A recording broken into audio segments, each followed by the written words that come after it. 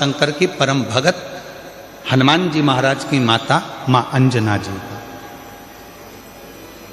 शिव जी की परम भगत थी माता अंजना। संतान का सुख नहीं था माता अंजना के यहाँ, संतान प्राप्ति नहीं थी माता अंजना के यहाँ। जब माता अंजना के यहाँ पर औलाद नहीं थी, संतान नहीं थी, तो बड़ी हताश रहती थी। राजा केसरी ने यज्ञ करवाया तो भी माता अंजना के घर में संतान नहीं हुई। बड़े बड़े अनुष्ठान करवाए राजा केसरी ने, फिर भी माता अंजना के गर्भ से औलाद नहीं हुई।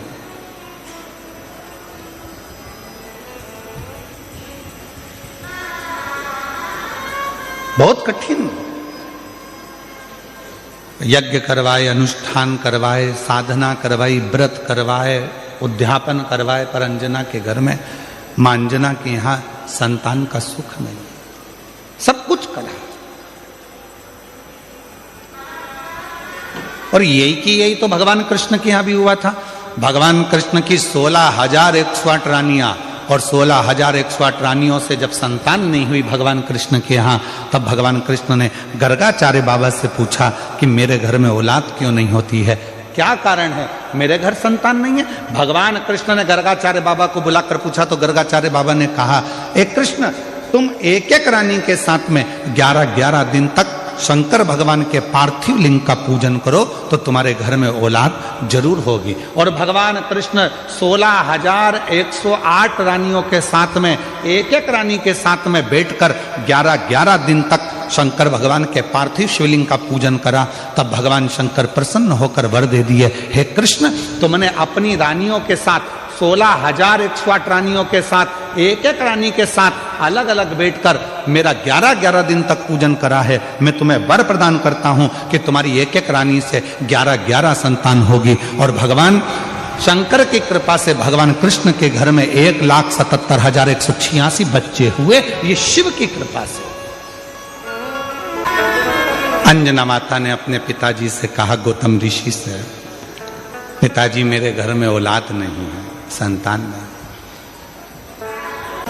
इसीलिए मेरा तू ही तो हमदर्द है, जिसे हर दर्द कहता हूँ। दुनिया के आगे प्रभु चुपचाप मेरे हो, दुनिया के आगे प्रभु चुपचाप मेरे हो। मेरा तू ही तो हमदर्द है, जिसे हर दर्द कहता हूँ। मेरा तू ही तो हमदर्द है, जिसे हर दर्द कहता हूँ। आया नजर ना कोई भी अपना, जब मुझको दरकार थी, जब मुझको दरकार थी, तब मेरे पथ का, जीवन के रथ का तू ही बना सारथी, तू ही बना सारथी। भोले ने करी है कदम पे ये मेहरबानियाँ, मेरा तू ही तो हमदर्द है, जिसे हर दर्द कहता हूँ। मेरा तू ही तो हमदर्द है, जिसे हर दर्द कहता हूँ। किससे कहें? ब्रह्मा ब्रह्म लोक में रह रहे हैं, भगवान विष्णु वैकुंठ लोक में रह रहे हैं, इंद्र इंद्र लोक में रह रहे हैं, गरुण गरुण लोक में रह रहे हैं, वरुण वरुण लोक में रह रहे हैं, सब अपने अपने लोक में निवास कर रहे हैं। केवल एक 33 कोटि देवता में केवल एक देवता है, वो देव अधिदेव महादेव है, जो इस पृथ्वी पर रहता है और उससे जो कहा जाता है वो दिल से सुनकर हमारी झोली खुशियों से भर दे। एक देव और वह देव अधिदेव महादेव। बोल बम का नारा है, सारी समस्या का हल श्री शिवाय। केवल एक देव है और वह देव अधिदेव महादेव है, जो पृथ्वी पर रहते हैं, मृत्यु लोक में रहते हैं। कभी आपने शंकर भगवान को किसी सिंहासन पर नहीं देखा, कभी आपने शंकर भगवान को किसी ऊंचे स्थान पर नहीं देखा।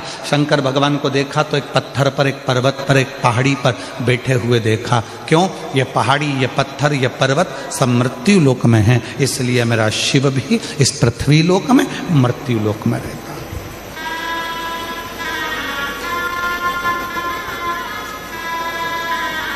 और उसको पाना सरल है, उसको पाना कठिन नहीं है।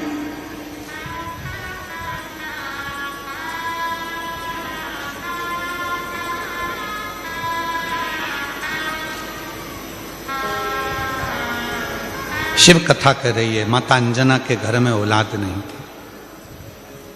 गौतम बाबा ने उनको समझा दिया कि शिव की आराधना कैसे करना है। उन्होंने शंकर की आराधना करना प्रारंभ कर दिया।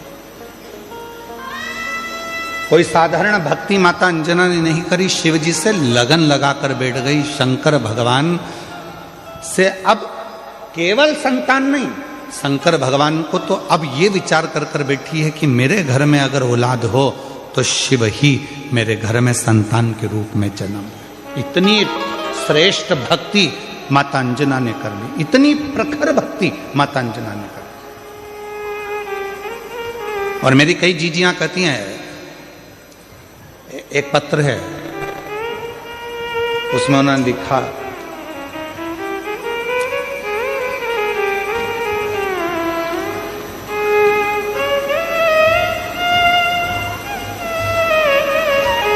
मेरा नाम शोभा बेन है,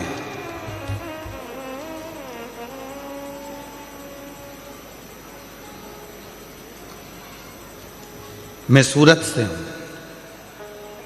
गुरुदेव कहीं बैठी हूं सूरत से, शोभा बेन। शादी के 27 साल निकल गए थे पर औलाद का सुख नहीं हुआ। 27 वर्ष शादी के निकल गए। सूरत से हैं शोभा बेन, अगर कहीं बैठी हों और बच्चों को लेकर आई हों तो व्यासपीठ पर लेकर आ सकती हैं। 27 साल शादी के निकल गए, संतान का सुख नहीं हुआ। शादी के 5 साल तक तो डॉक्टर को दिखाया, इसके बाद 10 साल तक पूरे देवी देवता ऐसा कोई नहीं बचा और ऐसा कोई डॉक्टर नहीं बचा जिसका इलाज ना करवाया। मुंबई से लेकर दिल्ली, दिल्ली से लेकर अहमदाबाद, सूरत, हर जगह पर IVF भी करवाया, वो भी सफल नहीं हुआ।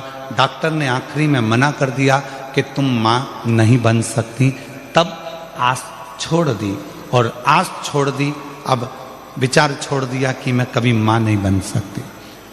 27 साल के बाद पहली बार टीवी पर कुछ सीरियल देख रही थी और चलाते चलाते चैनल पर आपकी कथा आ गई और उसको सुना तो आपने शिव भगवान के पशुपतिनाथ व्रत और सफेद आंकड़े की जड़ का प्रयोग बताया, जो करा। फिर आपके मुंह से सुना कि पंडाल में बैठकर जो मांगा जाता है वो मिलता है। मैंने अपने पति से कहकर पंडाल में बैठकर दोनों ने रात्रि विश्राम कर कर शिव पुराण की कथा सुनी, वहां की मिट्टी को अपने पेट पर लगाई। डॉक्टर तो मना करे थे कि औलाद नहीं होगी और बाबा की ऐसी कृपा हुई, हम 2 बार कुबरेश्वर धाम होकर आए, 2 बार पशुपति व्रत करे और 2 बार सफेद आंकड़े की जड़ का प्रयोग करा। बाबा की कृपा से 27 साल के बाद जुड़वा बच्चों ने जन्म लिया। हम बाबा को प्रणाम करने के लिए हैं, बाबा को नमन करने के लिए। 27 वर्ष के बाद मेरे घर में बाबा ने किलका किया। किससे कहें? कहीं बैठी हो शोभा बेन सूरत से, अगर कहीं बैठी हो तो आ सकती हैं। किससे कहो? मेरा तू ही तो हमदर्द है जिससे हर दर्द कहता हूं। आप किससे कहो? ब्रह्मा जी ब्रह्मलोक में बहुत दूर हैं, भगवान विष्णु बैकुंठ में है, इंद्र लोक में बैठे हुए हैं। हम अपना दर्द किससे कहने जाएंगे? हम अपना दुखड़ा किससे कहने जाएंगे? हम अपनी तकलीफें किससे कहने जाएंगे? हम हमारा कष्ट किससे कहने के लिए जाएंगे? तो सारे देवताओं ने अपना अपना स्थान चुना।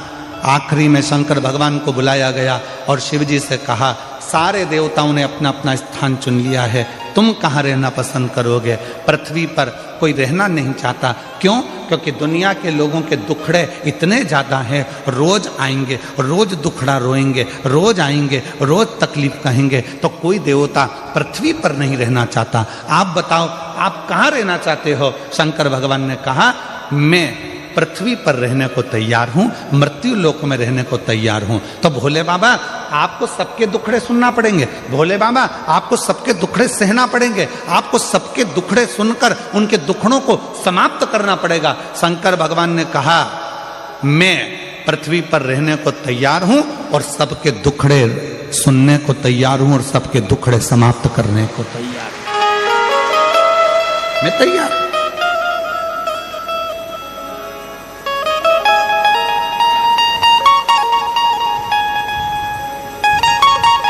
कोई तकलीफ नहीं मुझे।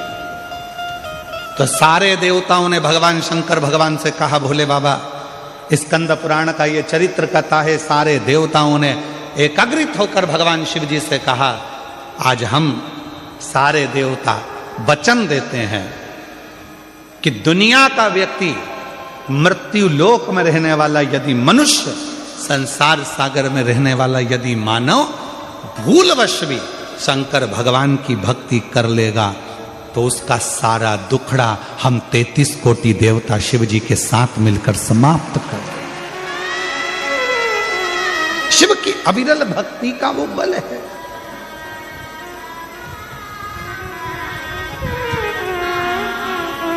मेरा तू ही तो हमदर्द है जिसे हर दर्द कहता हूं। आप उसको कहेंगे, स्वीकार।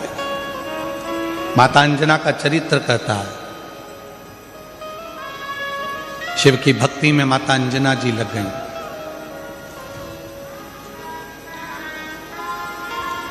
ऐसी मेरी माता अंजना ने भगवान शंकर की अविरल भक्ति करी, ऐसी भक्ति करी, परीक्षा ली। शंकर भगवान ने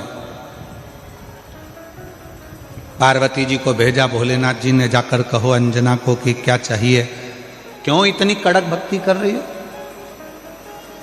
किस लिए? अंजना देवी के पास में पार्वती जी पहुंची और कहा, क्या चाहिए? अंजना ने कहा, मुझे संतान चाहिए। संतान? हाँ। कैसी संतान?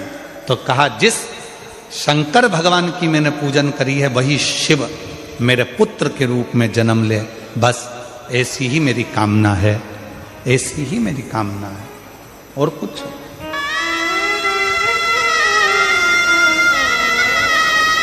शिव मेरे घर में जन्म ले।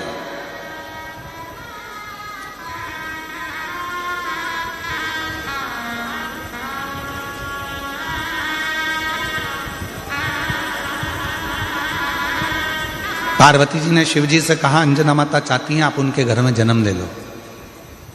शंकर भगवान ने कहा कि मैं आज जन्मा हूं, मेरा कभी जन्म नहीं होता। भगवान नारायण राम जी का रूप धर सकते हैं, भगवान नारायण कृष्ण का रूप रख सकते हैं, भगवान नारायण दत्त का रूप रख सकते हैं, भगवान नारायण कल की रूप रख सकते हैं, भगवान नारायण परशुराम स्वरूप धर सकते हैं, पर भगवान शंकर बोले कि मैं कभी अपना रूप नहीं रख सकता, मैं आजन्मा हूं, जन्म और मृत्यु से मैं परे हूं, इसलिए मेरा कोई दूसरा जन्म नहीं हो सकता। आपका दूसरा जन्म नहीं हो सकता तो फिर कुछ तो कृपा करो। तब भगवान शंकर भगवान ने कहा तुम चिंता मत करो, अंजना के गर्भ से मेरा ही एक अंश प्रकट होगा जिसका नाम स्वयं पवन पुत्र हनुमान होगा, लोग उसे हनुमान कहें। तुम क्यों चिंता करते हो? ठीक है प्रभु। और आया समय और माता अंजना के गर्भ से भगवान श्री हनुमान जी महाराज का प्राकट्य। पर हनुमान जी महाराज का प्राकट्य तो हुआ, पर शिव जी की एक लीला है, आपको मालूम है? देवता देते हैं पल्ला झाड़ कर और मेरा महादेव देता है छप्पर फाड़ कर। अभी तक अंजना माता के गर्भ से एक भी औलाद नहीं थी, पर भगवान शिव ने कृपा कर दी तो अंजना जी के गर्भ से भी 6 बच्चों ने जन्म लिया। आप लोग कथा में श्रवण करे हैं पूर्व में, हनुमान गतिमान रतिमान मतिमान वर्तिमान, ऐसे हनुमान जी के कई भाई हुए, कई भाई हनुमान जी के हुए। और हमने पहले भी कहा है, जिसकी फैक्ट्री ना चलती हो, बहुत दुकान ना चलती हो, तो हनुमान जी के पांव का थोड़ा सा सिंदूर लेकर यदि उस सिंदूर को किसी भी फैक्ट्री या दुकान में हनुमान जी के छोटे भाई गतिमान के नाम से अगर एक बिंदी भी सिंदूर की रख दी जाती है तो वो दुकान और फैक्ट्री भी झड़के से चलना प्रारंभ हो जाती है। गतिमान हनुमान जी के छोटे भाई, एक हनुमान जी के छोटे भाई हैं मतिमान। जब व्यक्ति डिप्रेशन में जाता है, एकाग्र चित्त नहीं रह पाता है, पढ़ने बैठता है पर एकदम मन नहीं लग पाता है, तो मतिमान का स्मरण किया जाता है, हनुमान जी के 3 नंबर के भाई का मतिमान। और कहते हैं एक दुर्वा यदि मतिमान के नाम से शंकर भगवान की शिवलिंग पर चढ़ा दी जाए और उसी दुर्वा को वापिस लेकर आया जाए, अंधेरा होने से पहले, सूर्य अस्त होने के पहले, शाम के प्रदोष के पहले यदि उस दुर्वा को उस व्यक्ति को चबा चबा कर खिला दो तो डिप्रेस हो रहा है, डिप्रेशन में है, चिंता में है, टेंशन में है और उसका विवेक काम नहीं कर रहा, बुद्धि स्थिर नहीं हो पा रही है या पढ़ने में मन नहीं लग पा रहा है, तो उसको आप एक दुर्वा मतिमान हनुमान जी के 3 नंबर के भाई मतिमान के नाम से अगर खिला देते हैं तो उसकी बुद्धि केंद्रित होना प्रारंभ हो जाती है और वो डिप्रेस से हटना प्रारंभ हो जाता है, मन स्थिर होने लगता है। मतिमान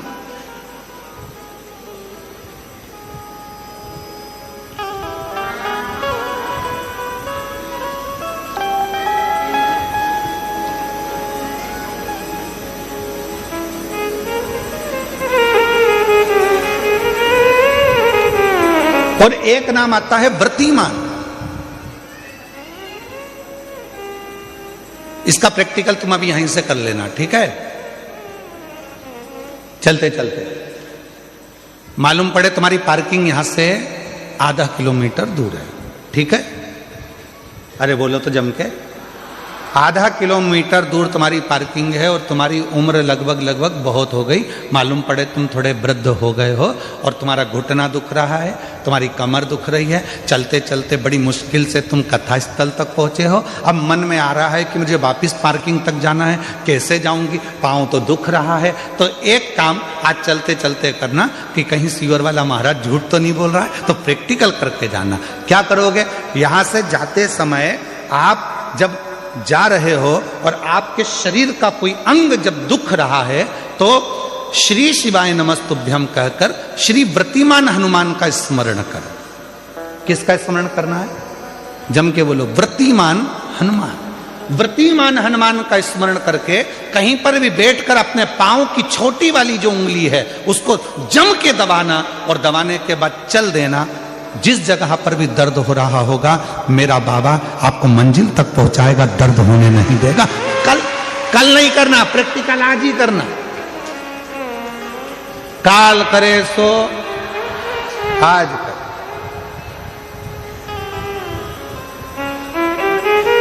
वृत्तिमान आज करेंगे गुरुजी, 3 महीने में फर्क दिखेगा। तुम तो आज की आज का बताओ ना कि आज की आज में फल कैसे मिले। तुम तो बिल्कुल तैयारी में बैठो। जाते जाते वृत्तिमान हनुमान भगवान श्री शिवाय नमस्तुभ्यम का स्मरण कर कर एक ऊर्जा के साथ, ताजगी के साथ चलते जाओ। शिव थोड़ा बहुत नहीं देते, मेरे भगवान देते हैं चप्पल फाड़ कर। अब हनुमान जी महाराज का प्रागट्य हो गया, हनुमान जी महाराज आ गए, पूरे आनंद के साथ राम जी की सेवा करी। ये सारी कथा आप लोगों ने श्रवण करी है, रामचरितमानस में भी और शिव पुराण में भी और श्रीमद् भागवत में भी, कई जगह पर आपने इस कथा को सुना होगा। अब मूल कथा जो शिव पुराण की, स्कंद पुराण का मूल तत्व है, उसकी ओर हम बढ़ रहे हैं, जो बड़ी सुंदर कथा है। स्कंद पुराण के रेवाखंड की ये कथा, स्कंद पुराण के रेवाखंड में से इस कथा को लिया। स्कंद पुराण का रेवाखंड कथा है, हनुमान जी महाराज राम जी के साथ में लंका पर चढ़ाई कर दिए, विजय प्राप्त कर लिए, आ गए। पुष्पक विमान में बैठकर मां सीता को लेकर आ रहे थे। अब आइए मुख्य कथा, स्कंद पुराण शिव पुराण की वो कथा जो अपने अंदर अपने को उतार आ रहे हैं। राम जी बैठ गए पुष्पक विमान में, मां जानकी साथ में, विभीषण, हनुमान सब साथ में चल। बीच में स्थान आया, हनुमान जी ने कहा प्रभु ये वो भूमि है जहां मेरी मां अंजना रहती है, जहां मेरी माता अंजना यहां रहती है, ये वो भूमि है। राम जी ने पुष्पक विमान को आदेश दिया, हे पुष्पक नीचे होइए, इस भूमि पर, अंजना माता की इस भूमि पर पुष्पक को रोका। हनुमान जी पुष्पक विमान से नीचे उतरे। हनुमान हमें तुम्हारी मां से मिलना है। जिस हनुमान ने लंका पर विजय प्राप्त करा दी, जिस हनुमान ने लक्ष्मण को संजीवनी बूटी ला कर दे दी, उस हनुमान जी की माता से मुझे मिलना है। हनुमान जी ने हाथ जोड़कर कहा प्रभु माता से तो मिला दूंगा, मना नहीं है, पर मेरी माता सबसे ज्यादा यदि आराधना और साधना करती है तो शिव की करती है। राम जी ने जो शब्द कहा, प्रत्येक व्यक्ति के दिल में वो शब्द छूना चाहिए। मेरे भगवान राम बोले, हनुमान जब किसी शंकर के भक्त का दर्शन होता है, शंकर तो कभी नहीं मिलते, पर शंकर का यदि कोई सही भक्त मिल जाता है तो समझ लेना कि शंकर का दर्शन उसी क्षण हो गया, उसी क्षण।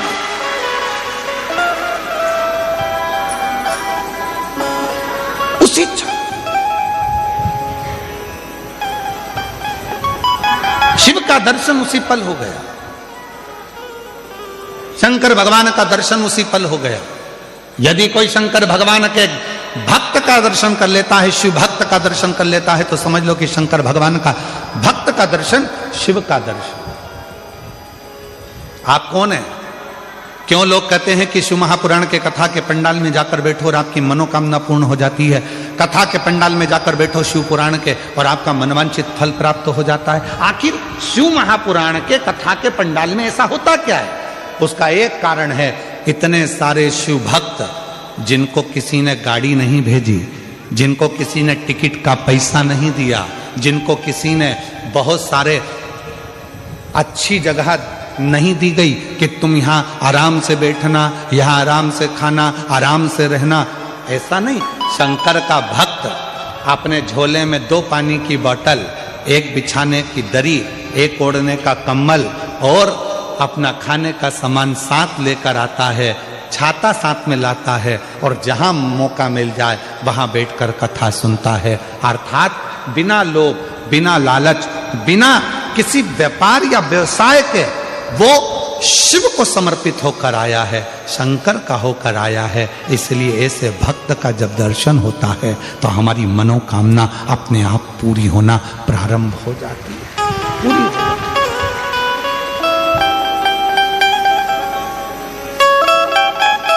एक पत्र है, अच्छा है।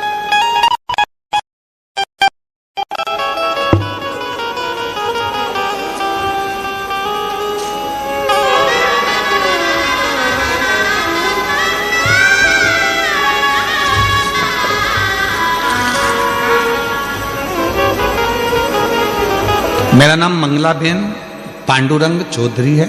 मैं डिंडोली सूरत में रहने वाली हूँ। कहीं बैठी हो तो हाथ हिला सकती हैं। मैं बाबा का जितना भी वर्णन करूं कम है। बाबा की मुझ पर अनंत कृपा है। मेरा बेटा 10 साल से सरकारी नौकरी की तैयारी कर रहा था, पर कुछ पॉइंट से सिलेक्शन रह जाता था। वो रोज अपने काम से आता था और चिंता में रहता था। मैंने टीवी के माध्यम से आपकी काफी कथा सुनी है। मैंने अपने बेटे से बोला कि रोज 1 लोटा जल बाबा को चढ़ाओ और शहद वाला बेलपत्र बाबा को चढ़ाना शुरू करो। बेटे ने वैसा ही किया और सच्चे मन से बाबा से प्रार्थना की। और मैंने बाबा की कथा जब सूरत में आई थी तब 7 दिन कथा का भ्रमण किया, बाबा से विनती की, बाबा आपकी कथा के पंडाल में रहकर कथा सुन रही हूं। ऐसा सुना है जो कथा के पंडाल में रहकर कथा को श्रवण करता है उसकी मनोकामना आप पूरी करते हो। बाबा मेरे बेटे की सरकारी नौकरी में सफलता मिले। बाबा की कथा जब चालू हुई तब मेरी बहू ने पशुपति व्रत भी रख लिया। मेरे 6 साल का पोता अथर्व भी बाबा से विनती करता और बाबा ने हमारी विनती को स्वीकार करा। श्रद्धापूर्वक नमन करने के लिए आज मैं आई हूँ। आज मैं बाबा को धन्यवाद देती हूँ कि मेरे बेटे का सिलेक्शन सरकारी नौकरी मिल गई है और मेरे बेटे का नाम सचिन पांडुरंग चौधरी है जो अहमदाबाद के सरकारी टीचर बन गया है। मैं बाबा को यहाँ प्रणाम करने के लिए आई हूँ, बाबा को नमन करने के लिए। अगर कहीं बैठी हो तो आ सकते। शिव को कहो, शंकर को कहो, वो सुनता है महाराज और हृदय से देता भी, हृदय से देता। शिव कथा कर रही है। हनुमान जी ने कहा ये मेरी माता अंजना का गांव है और माता अंजना यहां रहती हैं, पर वो शिव की परंपरा। राम जी ने कहा हनुमान जब किसी शंकर भगवान के भक्त का दर्शन होता है, शिव भक्त का जब कभी दर्शन होता है और वो शिव भक्त अपनी दृष्टि से हमको देख लेता है तो निश्चित है हमारे आधे से ज्यादा दुख उसी पल खत्म हो जाते हैं, समाप्त हो जाते उसी क्षण।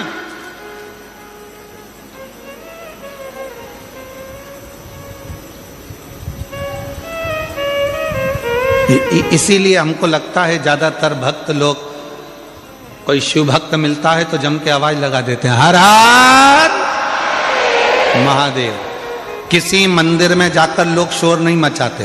द्वारकाधीश के मंदिर में जाओ कोई शोर मचाता नहीं मिलेगा, जगन्नाथ जी के मंदिर में जाओ कोई शोर मचाता नहीं मिलेगा। जितने भी भारत की भूमि पर स्वामी नारायण आदि मंदिर हैं वहां दर्शन करने के लिए जाओ कोई शोर मचाता नहीं मिलेगा। जितने भी बड़े बड़े मंदिर हैं किसी मंदिर में कोई शोर मचाता नहीं मिलेगा। पर कभी भी कोई 12 ज्योतिर्लिंग में या शंकर जी का मंदिर आपके नजदीक में है वहां दर्शन करने जाओ तो लोग शोर मचाते जरूर मिलेंगे। कोई पीछे से खड़े होकर चिल्ला रहा, कोई जम के चिल्ला रहा हारा हारा, कोई कहीं से आवाज लगा रहा बम बम बोले। जहां मर्जी पड़ती है लोग वहां से आवाज लगाना चालू कर देते हैं, शोर मचाते हैं, चिल्लाते हैं।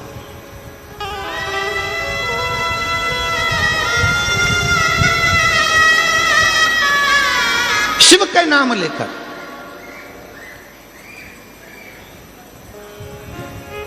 आप में से कई लोगों ने श्रीमद् भागवत कथा सुनी होगी, आप में से कई लोगों ने राम कथा सुनी होगी, आप में से कई लोगों ने विष्णु पुराण सुनी होगी, आप में से कई लोगों ने देवी भागवत सुनी होगी, ना जाने कितने कितने पुराण शास्त्र आपने सुने होंगे। सारे पुराण और शास्त्र उठाकर देखिए, एक भी पुराण शास्त्र ये नहीं कहेगा कि किसी भी असुर ने, राक्षस ने शंकर भगवान को युद्ध के लिए ललकारा। जितने भी असुर ने ललकारा वो सबने भगवान को ललकारा, विष्णु जी को ललकारा, ब्रह्मा जी को ललकारा, इंद्र को ललकारा, युद्ध के लिए देवी को ललकारा। पर किसी भी असुर ने, किसी भी राक्षस ने, किसी भी असुर ने, किसी भी दानव ने भगवान शंकर को युद्ध के लिए नहीं ललकारा। क्यों नहीं ललकारा? देवता तो देवलोक में रहते थे, भगवान विष्णु तो, भगवान शंकर तो पृथ्वी पर रहते थे, तो यहां तो शंकर भगवान को ललकार देना था। पर शंकर भगवान को एक ने भी नहीं ललकारा। शिव जी को कोई ललकारता ही नहीं था युद्ध के लिए, कि कोई नहीं कहता था आओ शंकर भगवान मुझे तुमसे युद्ध लड़ना है। देव राक्षसों ने कहा, असुरों ने कहा, हे नारायण आओ मुझे तुमसे युद्ध लड़ना है, ब्रह्मा जी मुझे तुमसे युद्ध लड़ना है, इंद्र मुझे तुमसे युद्ध लड़ना है, हे शक्ति मुझे तुमसे युद्ध लड़ना है। सारे देवी देवताओं को असुरों ने ललकारा, पर शंकर भगवान को एक भी असुर नहीं ललकारता था। कारण क्या था? उसका एक कारण था कि जितने देवता थे, 33 कोटि देवता, जितने देवता थे, शंकर भगवान के पास में, जैसे तुम्हारे घर में 15 सदस्य हैं या 5 सदस्य हैं या 6 सदस्य हैं, 9 सदस्य हैं, 10 सदस्य हैं, तुम्हारे घर में जितने सदस्य हैं, प्रत्येक सदस्य के पास में जैसे 33 कोटि देवता हैं, और 33 कोटि देवता में एक देवता के पास में जितना बल है, एक देवता के पास में जितनी सेना है, स्कंद पुराण कहती है, लिंग पुराण कहती है, शिव पुराण कहती है कि 33 कोटि देवता, और 33 कोटि देवताओं से अंदाजा लगाना कि एक देवता की गिनती में अगर हम लेते हैं तो ऐसे मिलाकर 33 कोटि देवता होते हैं, और 33 कोटि देवता के 33 कोटि गण शिव जी के पास है। अब तुम घर जाके जरा अंदाजा लगाना कि कितने हो गए। मतलब शंकर भगवान के पास में 33 कोटि अगर देवता हैं तो 33 कोटि देवता के 33 कोटि कोटि गण हैं शिव जी के पास। शास्त्र कहता है शंकर भगवान के गण जब जम के चिल्लाते थे, एक साथ जब आवाज लगाते थे और जो चिल्लाकर दौड़ते थे, तो जितने भी असुर हैं उनकी धर्म पत्नियां जो गर्भ से होती थीं, उनका गर्भ गिर जाता था और असुरों के कान में से रक्त बहना प्रारंभ हो जाता था। युद्ध की तो जरूरत ही नहीं पड़ती थी, गणों के चिल्लाने से ही असुर मर जाते थे, प्राण छूट जाते थे चिल्लाने से।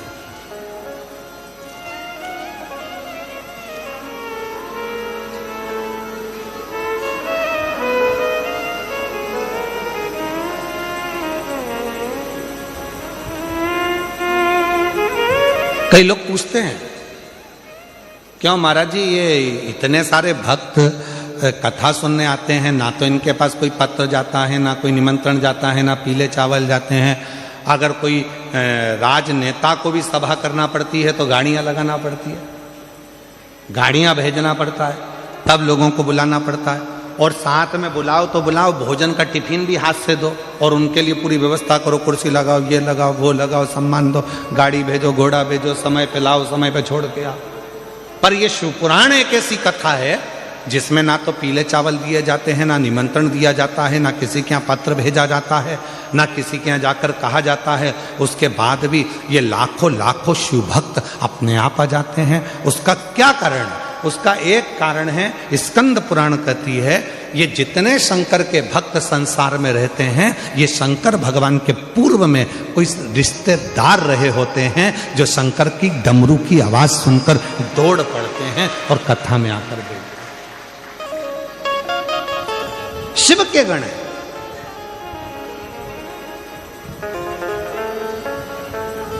इसलिए महादेव नमन चरणों में स्वीकार कीजिए, सबका किया है मेरा भी उद्धार कीजिए, उद्धार कीजिए। हे त्रिकुंडधारी, हे त्रिशूलधारी, हे त्रिपुंडधारी, हे त्रिशूलधारी। चरणों में तेरे बाबा जी पावन है चारों धाम, तेरी देव करते वंदना, पूजे सीताराम। चरणों में तेरे बाबा जी पावन है चारों धाम, तेरी देव करते वंदना, पूजे सीताराम। हो जाए पूरी कामना, हो जाए पूरी कामना, उपकार कीजिए, सबका किया है मेरा उद्धार कीजिए, उद्धार कीजिए। हे त्रिपुंडधारी, हे त्रिशूलधारी, हे त्रिपुंडधारी, हे त्रिशूलधारी। आप जरा विचार करिएगा,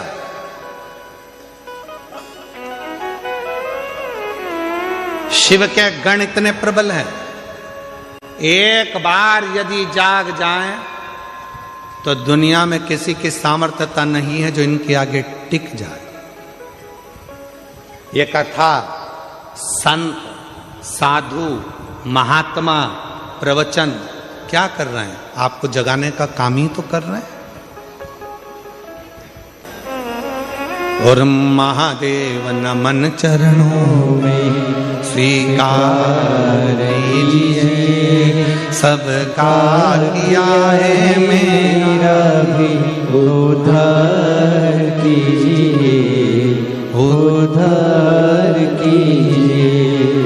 हे त्रिपुंडधारी, हे त्रिशूलधारी, हे त्रिपुंडधारी, हे त्रिशूलधारी। चरणों में तेरे बाबा जी पावन है चारों धाम, चरणों में तेरे बाबा जी पावन है चारों धाम, तेरी देव करते वंदना, पूजे सीताराम।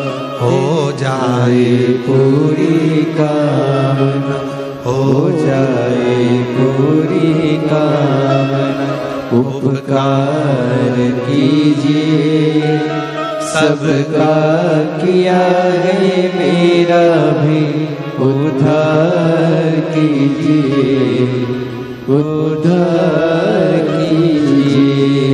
हे त्रिपुंडधारी, हे त्रिशूलधारी। शिव कथा कर रही है, अंजना माता का राम जी कर रहे हैं, मात्र मुझे दर्शन हो जाएगा और वो अपनी दृष्टि से मुझे देख लेंगी, उतने में भी मेरा आनंद हो जाए। चलो हनुमान, चलो मुझे अंजना माता का दर्शन करना। जैसे ही सामने अंजना माता दिखी, राम जी ने झुककर प्रणाम किया। नमन किया।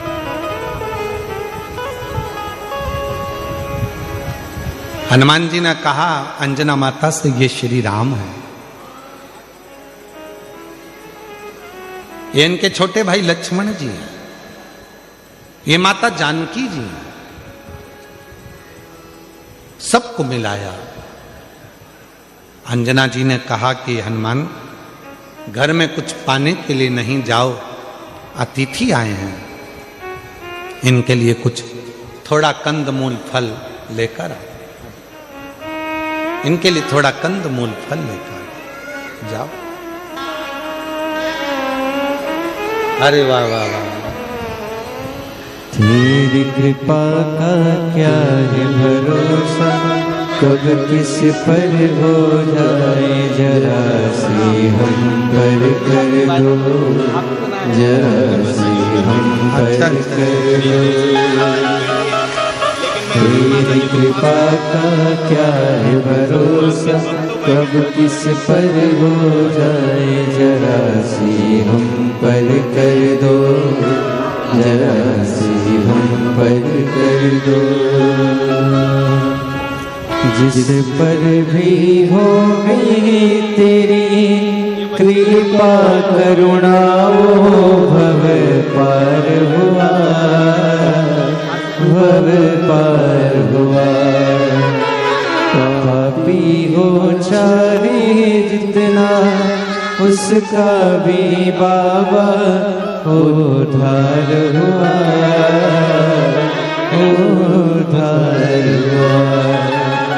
गिनते अजामिल गणिका जैसे तेरे मन को भाए। बच्ची 2 दिन से रो रही है बाहर खड़े होकर, केवल उसको मिलना था। एक बार जोरदार ताली बजाओ। आज व्यासपीठ पे दौड़ के आई है।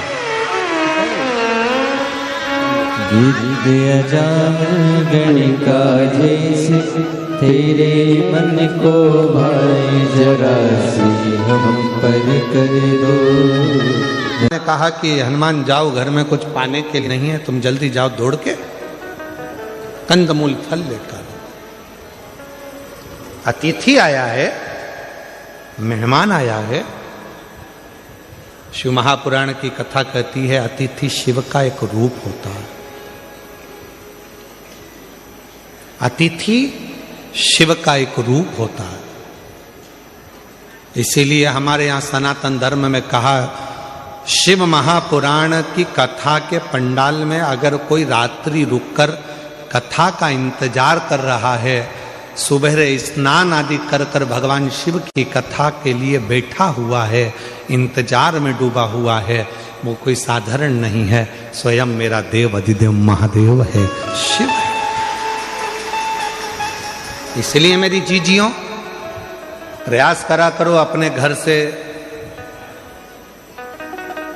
अब गुजराती भाषा में तो क्या, गुजरात के लोग तो वैसे भी खाने में और खिलाने में बड़े होशियार होते हैं, और उसमें भी सूरत के।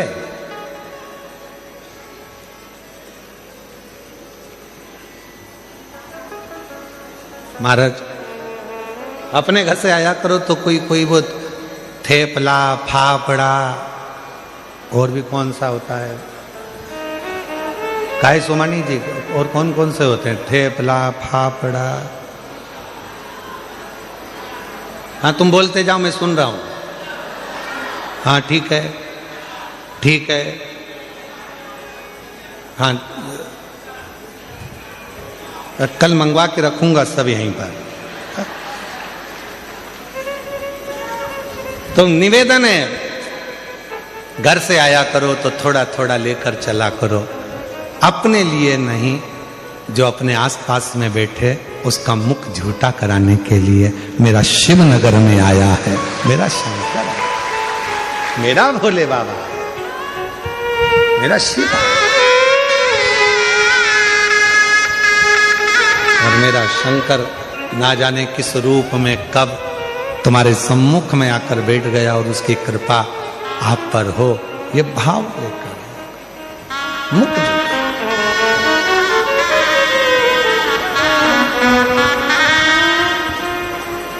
शिव कथा करे, भगवान शंकर का संवाद कर रहा है। हनुमान जी महाराज की कथा कर रही है। हनुमान जी चले गए कंदमूल फल लेने के लिए, इतने में अंजना माता की आंख से आंसू बह रहे थे। राम जी ने पूछ लिया, मां क्यों रो रही हो? अंजना माता ने कहा, मेरे रोने का कारण केवल एक है, आज मेरे बेटे हनुमान ने मेरे दूध को लज्जित कर दिया। दूध को लज्जित कर दिया? राम जी बोले, मां ये कैसी बात करती हो? हनुमान जी ने तो माता जानकी जी का पता लगाया, हनुमान जी ने लंका में आग लगा दी, और आप कहते हो कि हनुमान जी ने मेरे दूध को लज्जित कर दिया? अंजना माता बोली, रे राम, ए प्रभु, हनुमान भूल गया कि किस माता का दूध पिया था उसने। आज मुझे बड़ा दुख है जो मेरे बेटे हनुमान ने मेरे दूध को लज्जित कर दिया। क्यों मां ऐसे शब्द क्यों कह रही हो? राम जी कह रहे, ऐसे शब्द क्यों बोल रही हो? क्या बात है? अंजना माता ने कहा, इसलिए बोल रही हूं कि आपको अयोध्या से आकर सीता जी को लेने के लिए लंका जाना पड़ा। मेरे बेटे हनुमान को मैंने जो दूध पिलाया था वो दूध इतना प्रबल था, हनुमान चाहते तो तुम्हें लंका तक जाने की जरूरत नहीं पड़ती, सीता को लंका को उठाकर लेकर अयोध्या में आते। आज मुझे दुख है कि मेरा दूत आज लज्जित हो गया। हनुमान जी महाराज को लंका तो गए पर सीता को लेकर नहीं आए। आज दुख इस बात का है कि राम जी को लंका पर चढ़ाई करना पड़ी, उस रावण से युद्ध लड़ना पड़ा, उस मेघनाथ से युद्ध लड़ना पड़ा, उस कुंभकर्ण से युद्ध लड़ना पड़ा, इसलिए आज मेरा दूध लज्जित हो रहा है। हनुमान को तो जाना था, पूरी लंका को उठाकर लाकर अयोध्या में रख देना था, तो मैं गौरवान्वित होती, तो मुझ में गौरव होता। राम जी, आप नहीं जान पाएंगे कि इस माता ने जो दूध पिलाया है वो साधारण नहीं है। इस माता ने जो दूध पिलाया है वो साधारण नहीं है। छत्रपति वीर शिवाजी महाराज का एक प्रसंग याद आता है। एक किले से दूसरे किले पर जीजाबाई माता देख रही थी। छत्रपति वीर शिवाजी की माता जीजाबाई ने सामने देख रही थी और उस सामने के किले पर भगवा नहीं था, दूसरों का ध्वज लगा हुआ था। तब माता जीजाबाई जब देख रही थी तो उन्होंने शिवाजी से बुलाकर कहा, शिवा, ये सामने के किले पर मेरा भगवा लहरा नहीं रहा। शिवा कहते हैं, मां उनके पास सेना ज्यादा है, हम आक्रमण नहीं कर पा रहे। जीजाबाई ने कहा कि कल तक सूर्य अस्त होने से पहले भगवा लहराना चाहिए उस किले के ऊपर। मां, सेना नहीं है इतनी हमारे पास, वो आप कर रही हो कि भगवा लहराना चाहिए। जीजाबाई ने कहा छत्रपति वीर शिवाजी से, वो किला सेना से नहीं मिलता, वो किला सीने में जब शिव बैठता है और शिवा जागता है तो भगवा आराम से लहरा सकता है। सीने में भगवा है और सीने में शिव है तो वो सेना भले ना हो, शिवाजी जाए और भगवा लहरा कर आए। छत्रपति वीर शिवाजी ने जितनी सेना थी उसी का साथ पकड़कर जो किले पर चढ़ाई करी और मां जीजाबाई के सामने उस किले पर भगवा लहरा गया। ये वीरता होना चाहिए, ये वीर। हनुमान जी से कहा, जाओ तुम जाकर फल लाओ, और इतने में राम जी के सामने मां अंजना की आंख के आंसू थे और अंजना माता ने कहा, मैंने जो दूध पिलाया आज वो लज्जित हो गया। हनुमान जी चाहते तो पूरी लंका को उठा कर ले आते, और हनुमान जी लेकर नहीं आए, इसका मुझे दुख है। राम जी ने कहा, मां ऐसी बात क्यों कहती हो? हनुमान को तो हमने रोका था, नहीं तो हनुमान तो लंका पर चढ़ाई कर कर सीता को कब कर लेकर आ जाते, हमने रोका था।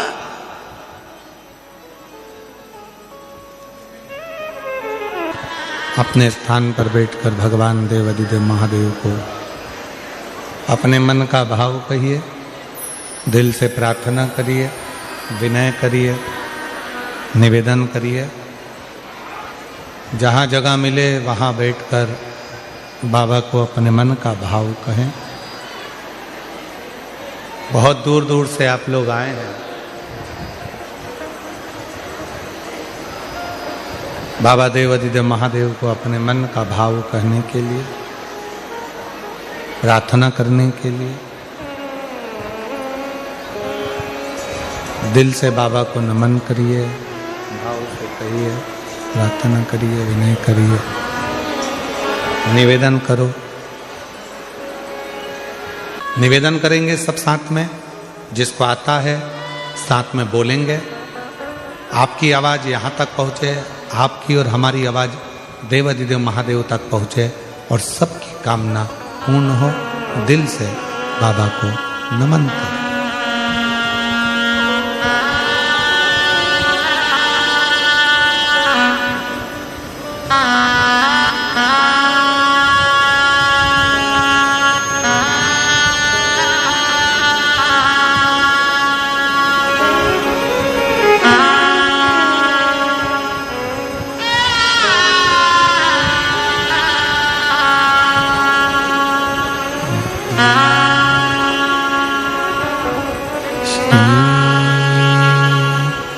शिवाय नमस्तुभ्यं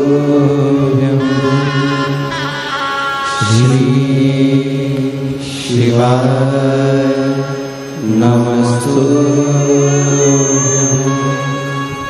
श्री शिवाय नमस्तुभ्यं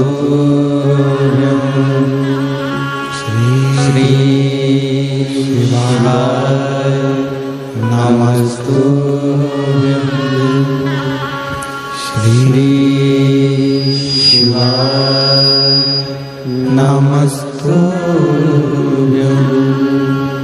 भोला सब दुख काटो हमारा, ओ भोला सब दुख काटो। शिव शंकर जपो तेरी माला, भोले बाबा जपो तेरी माला। भोला सब दुख काटो हमारा, ओ भोला सब दुख काटो हमारा। वेश है मंगल मंगलकारी, वेश है मंगल मंगलकारी। शमशान वासी हमारा, शमशान वासी हमारा। हो भोला सब दुख काटो हमारा, ओ भोला सब दुख काटो हमारा।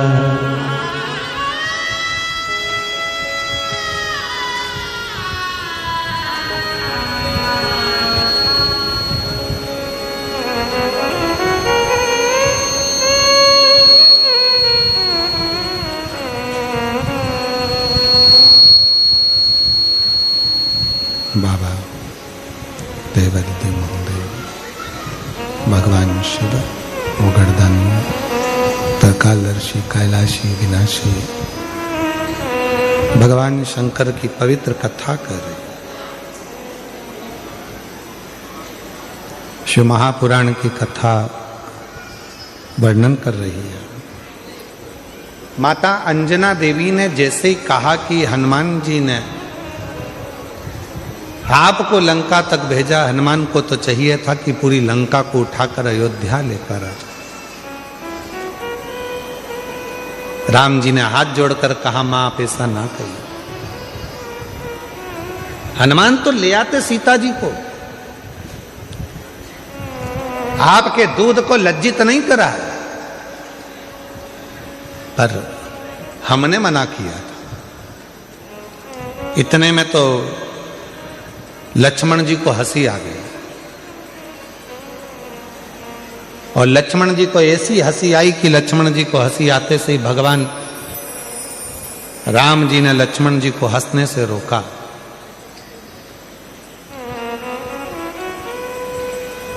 अंजना जी को ठीक नहीं लगा। जब बड़े बात कर रहे हों और उसमें अगर कोई बीच में यह उपहास करे तो ये श्रेष्ठता कहां है?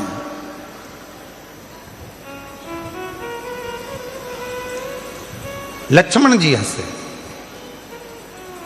इतने में लक्ष्मण जी ने कहा माता अंजना जी के से, देखो प्रभु भैया राम, माता तो अपने दूध का और अपने पुत्र का कितना गुणगान कर रही हैं और अपने आप का कितना गुणगान कर रही हैं।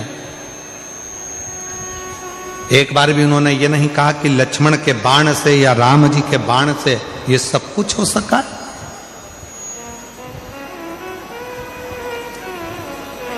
सब कुछ नहीं कहा।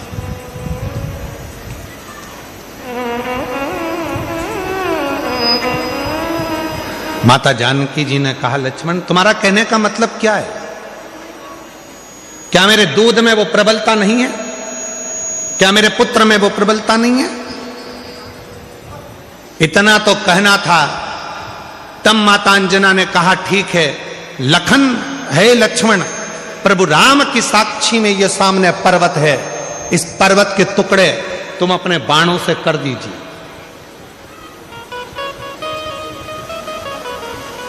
अंजना माता ने कहा लक्ष्मण शिव की आराधना करी है और शिव की साधना करी है और शिव जैसे पुत्र को जन्म दिया है इस अंजना ने।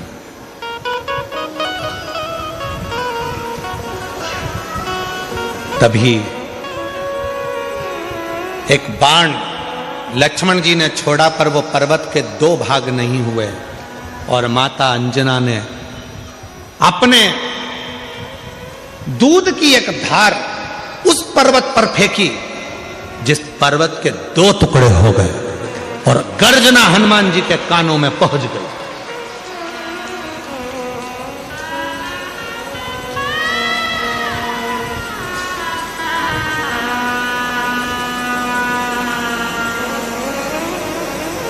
हनुमान जी के कानों में जैसी गर्जना गई, गर्जना जाते ही दौड़कर हनुमान जी महाराज आए। ना जाने ऐसी आवाज कहां से आई है, मेरे राम जी पर कोई उपद्रव तो नहीं हो गया, कोई बात तो नहीं हो गया।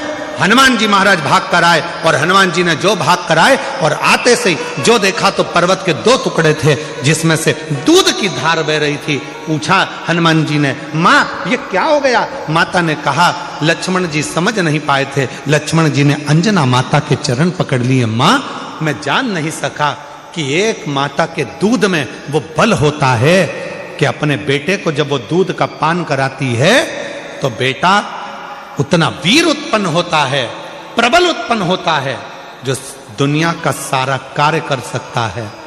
मां आज मैं लज्जित हूं, आज मैंने आप पर उपहास किया।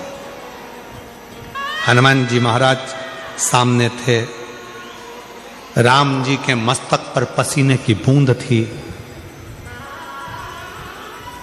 पसीने की बूंद।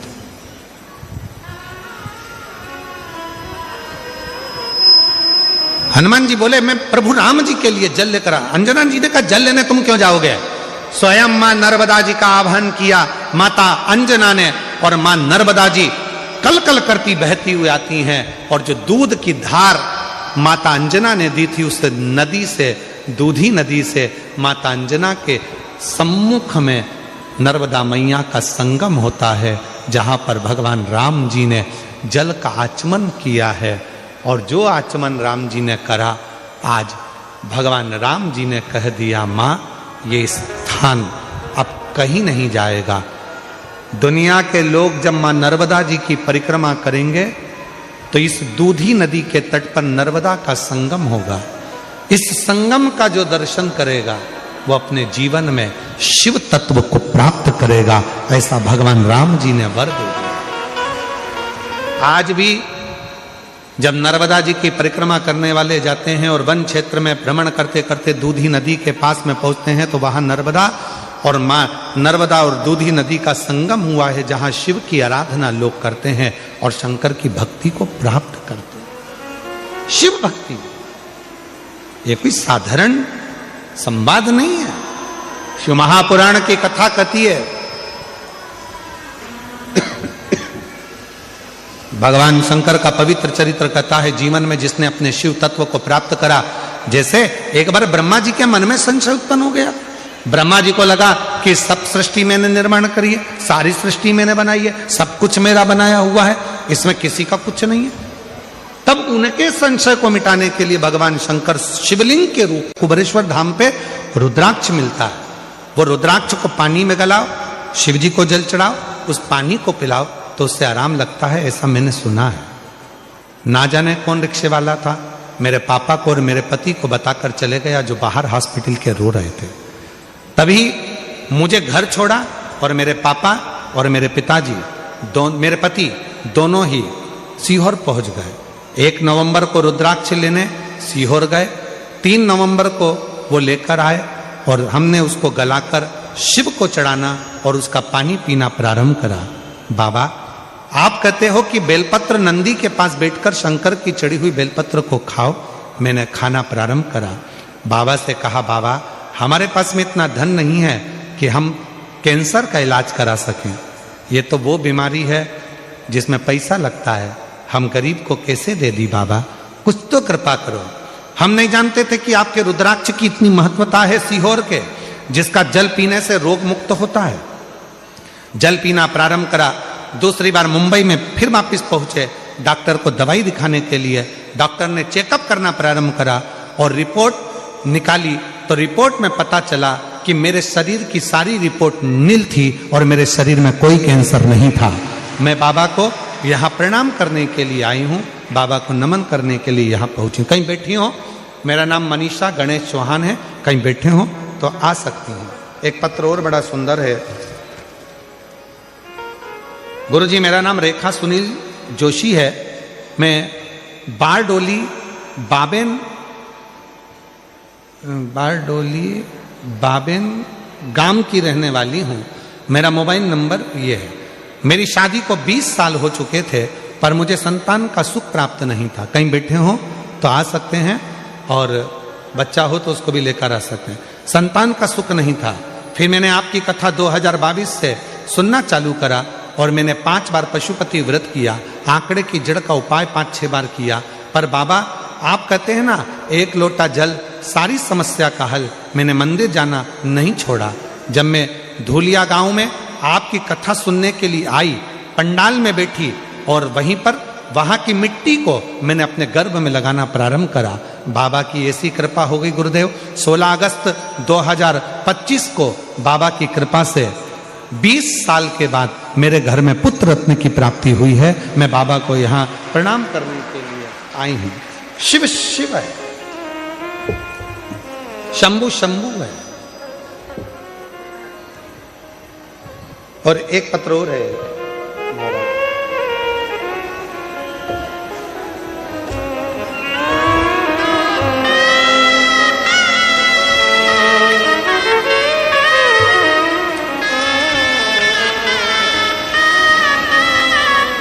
मेरा नाम निर्मा, पति का नाम धर्मपाल, जाट जाखड़, मेरा गांव रीडी, तहसील डूंगरगढ़, जिला बीकानेर, राजस्थान से आई हूँ।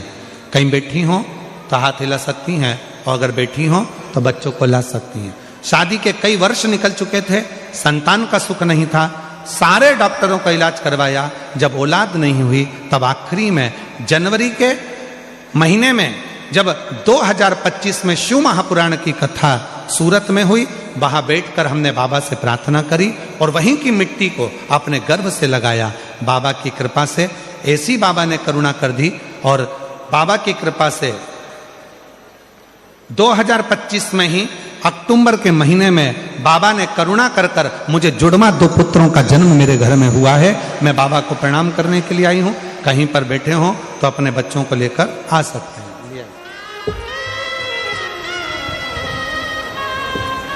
और शंभु शरणे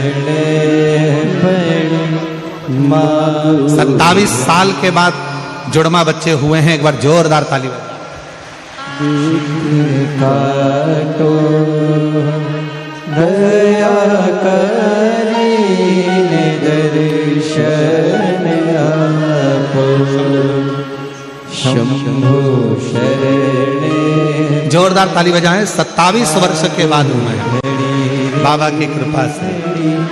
दुख काटो दया करीने दर्शन आपो शंभु शरणे पड़ी मांगो घड़ी रे घड़ी दुख काटो दया करीने दर्शन आपो। जोरदार ताली बजा। 27 साल के बाद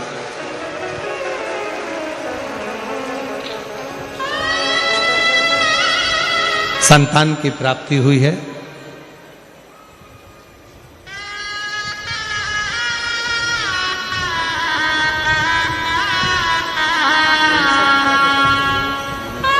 आप ही को बेटी को कैंसर हो गया था। इस बहन को पैसा नहीं था, 2 लाख रुपए लगना थे। शिव जी के मंदिर के पति और पिता हॉस्पिटल के बाहर खड़े होकर रो रहे थे कि मेरी बेटी को कैंसर हो गया, पैसा नहीं है।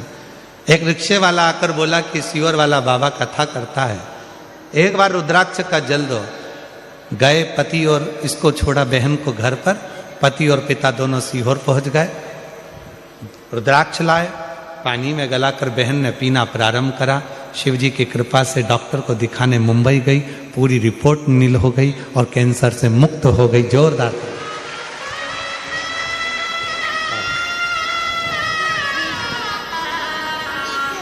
मेरा तू ही तो हमदर्द है जिसे हर दर्द कहता हो। मेरा तू ही तो हमदर्द है जिसे हर दर्द कहता हो। शिव से प्रार्थना कभी खाली नहीं गई। भगवान शिव की आराधना कभी खाली नहीं गई।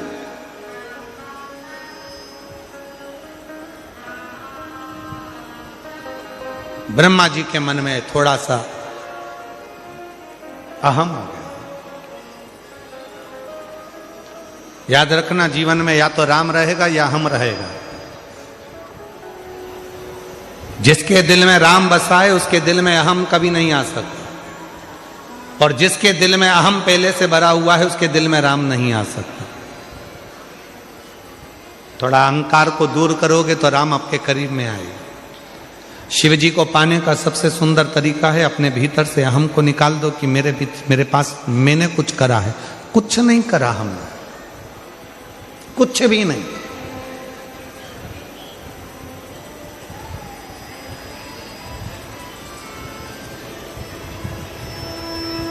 कुछ भी नहीं।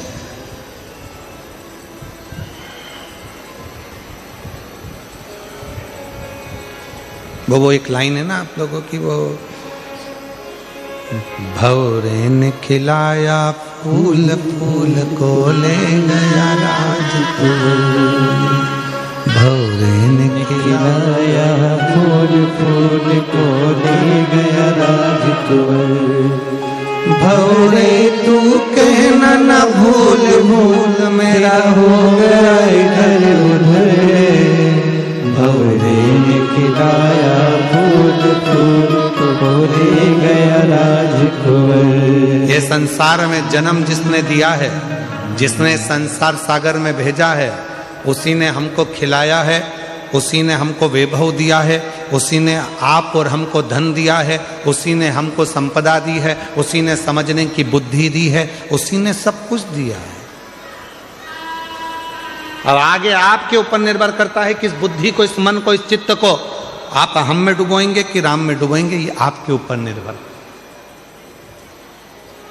ये आपके ऊपर निर्भर करता है।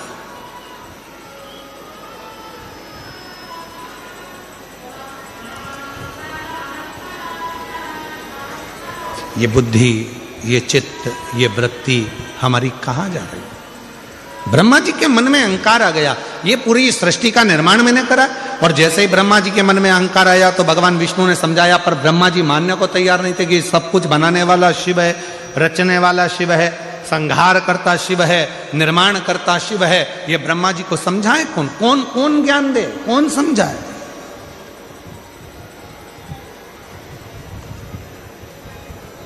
दो होते हैं, एक होते हैं विद्वान, दूसरे होते हैं विद्यावान। विद्वान को समझाना कठिन है, पर विद्यावान को समझाना सरल है। दो हैं। रावण को भी विद्वान कहा जाता है। रावण को कहते हैं लोग बहुत विद्वान है, बहुत विद्वान है, बहुत विद्वान है, पर रावण को कोई विद्यावान नहीं कहता। रावण को लोग विद्वान कहते हैं, पर विद्यावान रावण को नहीं कहा जाता। पर हनुमान जी को लोग विद्यावान गुणी अति चातुर, हनुमान जी को लोग विद्यावान कहते हैं। आ जाओ, विद्यावान कहते।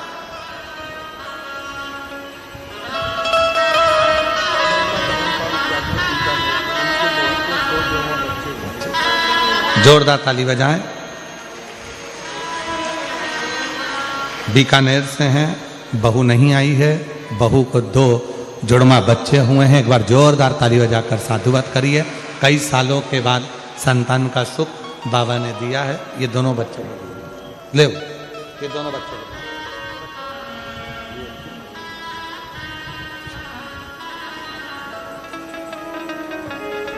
विद्यावान गुणी अति चातुर, अर्थात विद्वान को समझाना कठिन है, पर विद्यावान को समझाना सरल है।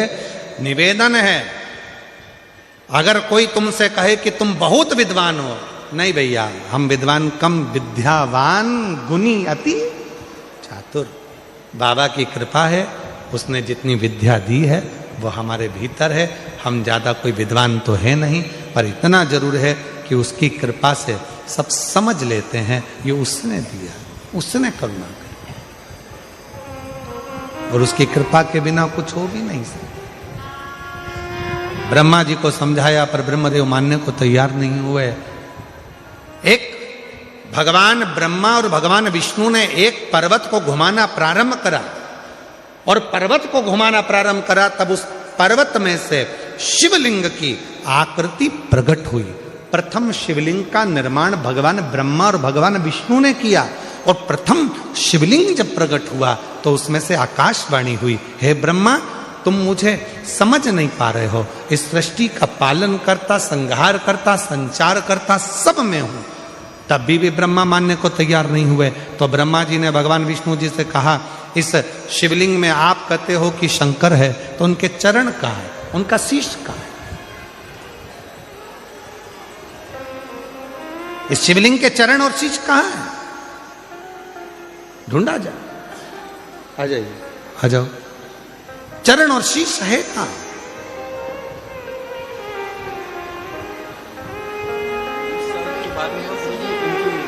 अच्छा, इनकी बेटी के घर में बच्चा 20 साल के बाद हुआ है। जोरदार ताली बजाकर स्वागत करें। बच्चा भी यहाँ आया नहीं है, छोटा है इसलिए।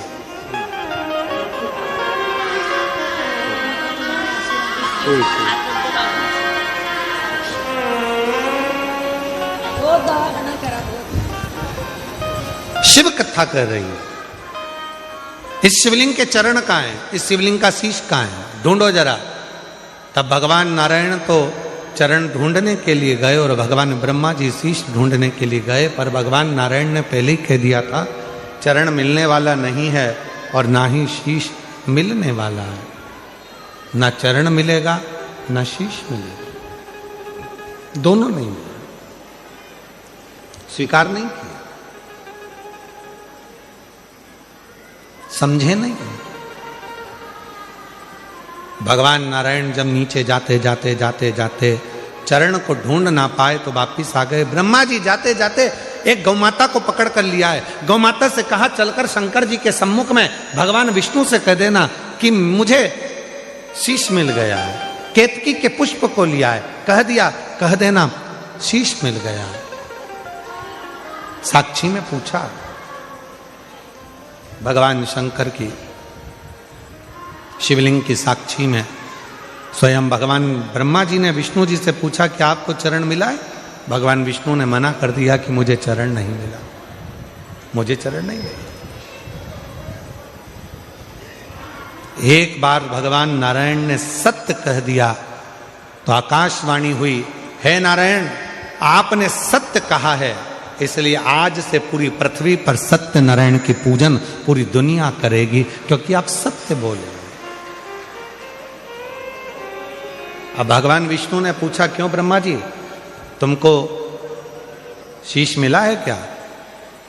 ब्रह्मा जी कहने लगे कि हाँ मिला है। ना मानो तो गौ माता से पूछ लो। गौ माता से पूछा तो गाय ने झूठ बोल दिया। भगवान शंकर ने कह दिया गौ माता तू झूठ बोली है, तेरा पूरा शरीर पूज्य होगा पर तेरा मुख अपूज्य होगा। केतकी के पुष्प से पूछा तो केतकी के पुष्प ने झूठ कह दिया। हे केतकी, सारे देवताओं पर यह केतकी का फूल चढ़ेगा पर शंकर भगवान पर कभी नहीं चढ़ेगा। ब्रह्मा जी से कहा ब्रह्मा जी अब तो सत्य बोल दो। ब्रह्मा जी सत्य बोलने को तैयार नहीं हुए, सच नहीं बोल पाए। और शिव महापुराण की कथा कहती है भगवान शंकर को सारे पुष्प, सारे पत्र, सारा पूजन साहित्य, इन सबसे भी ज्यादा यदि शिव जी को प्रिय है तो शंकर भगवान को सत्य प्रिय। इसलिए क्या कहा जाता है, सत्यम शिवम सुंदरम। जिसकी जिंदगी में सत्य आकर विराजमान हो जाता है उसकी जिंदगी में शिव आकर बैठ जाता है।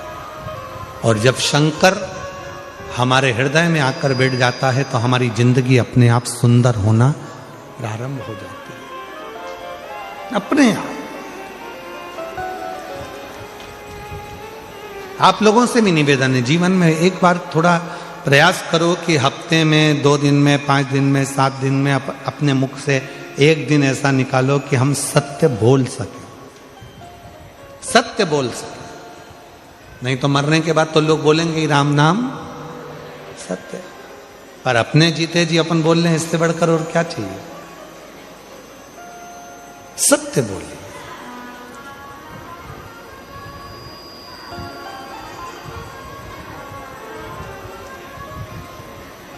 ब्रह्मा जी माने नहीं, फिर झूठ बोल दिया। शिव जी ने अपने पांव के अंगुष्ठ से नख तोड़ा, बाहर फेंका, काल भैरव को प्रकट कर लिया। काल भैरव से कहा इस ब्रह्मा का सिर काट दो। काल भैरव ने चीटी उंगली का नख तोड़ा, फेंका ब्रह्मा जी के सिर को काटने के लिए। और जिस मुख से ब्रह्मा झूठ बोल रहे थे, फेंकते से ही ब्रह्मा जी का सिर कट गया, लुढ़कता गया, रक्त बहने लगा। उस रक्त से कर्मनाशा नदी प्रकट हो गई। आज भी वो कर्मनाशा नदी उत्तर प्रदेश में बहती है, जिस पर उत्तर प्रदेश गवर्नमेंट ने बड़े बड़े बोर्ड लगा कर रखे हैं, ये कर्मनाशा नदी है, इसमें हाथ न धोइए, ये कर्मों का नाश कर देती। झूठ बोले ब्रह्मा जी तो उनके रक्त से कर्मनाशा नदी प्रकट हुई, जिस नदी का जल आज भी विद्वान हाथ नहीं लगाते क्योंकि वो कर्मों का नाश कर देती है। भगवान विष्णु ने जाकर प्रार्थना करी, प्रभु क्षमा करिए, ब्रह्मा जी की गलती हो गई, आप क्षमा कर दीजिए। तब भगवान ने कहा क्या चाहते हैं नारायण? नारायण ने कहा ये कटा हुआ जो सिर है ब्रह्मा जी का, लोग इससे नफरत करेंगे, आप कुछ कृपा कर दीजिए। तब भगवान देवाधिदेव महादेव ने करुणा करी और ऐसी कृपा करी, शिव जी ने कहा ये ब्रह्मा का कटा हुआ सिर बट वृक्ष बन जाएगा और उस बट वृक्ष की छांव में मैं खुद बैठूंगा। भगवान शंकर उस बट वृक्ष की छांव में जाकर विराजमान हो गए और शिव जी का नाम वटकेश्वर महादेव हो गए। वटकेश्वर महादेव आज भी बड़ के पेड़ के नीचे जो शिव जी का शंकर का शिवलिंग होता है, वहां जल चढ़ाने का बड़ा महत्व होता है, बड़ा महत्व। पर एक निवेदन हम आप सबसे करते हैं, ध्यान दें थोड़ा सा। चाहे बेलपत्री का वृक्ष हो, आंवले का वृक्ष हो, पीपल का वृक्ष हो, बट वृक्ष हो, शमी वृक्ष हो, कोई भी वृक्ष हो, उस वृक्ष के नीचे प्रयास करा करो जल चढ़ाओ, मना नहीं। पर उस वृक्ष के नीचे कई लोग दही चढ़ा देते हैं, कोई लोग कुछ चढ़ा देते हैं, कोई लोग कुछ चढ़ा देते हैं, तो वृक्ष की जो जड़ है वो धीरे धीरे खराब होने लगती है और पेड़ सूखने लगता। तो मेरा निवेदन इस व्यासपीठ से हम सब से कहें, आप लोगों से निवेदन है। एक तो आप और हम सब मिलकर तो बहुत सारे पेड़ तो लगा नहीं पा रहे हैं। अभी ग्रीन शिवरात्रि के रूप में हम लोग वृक्षारोपण कर रहे हैं, तो आप और हम लगाएंगे। पर निवेदन है, जो बड़े बड़े वृक्ष हैं उनके नीचे ना तो दही चढ़ाइए, ना दूध चढ़ाइए, ना शहद चढ़ाइए, ना शक्कर चढ़ाइए। उन वृक्षों के नीचे केवल और केवल जल चढ़ाइए। जल चढ़ाने से पेड़ सूखेगा नहीं, पर आप जब अनेक तरह का सामान पेड़ के नीचे चढ़ाते हो तो वो वृक्ष धीरे धीरे सूखने लगता है, सूखता। इसलिए उस वृक्ष की रक्षा करना अपना कर्तव्य।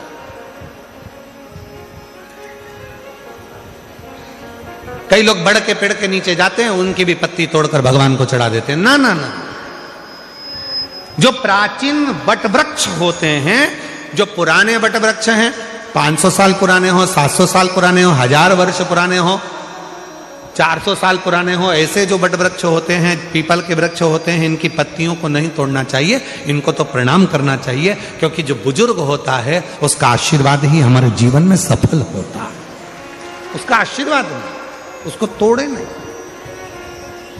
हमारे कुबेरेश्वर धाम पर, बाबा के धाम पर लगभग 500 साल पुराना बाबा कुबेर भंडारी के यहाँ पर वट वृक्ष है।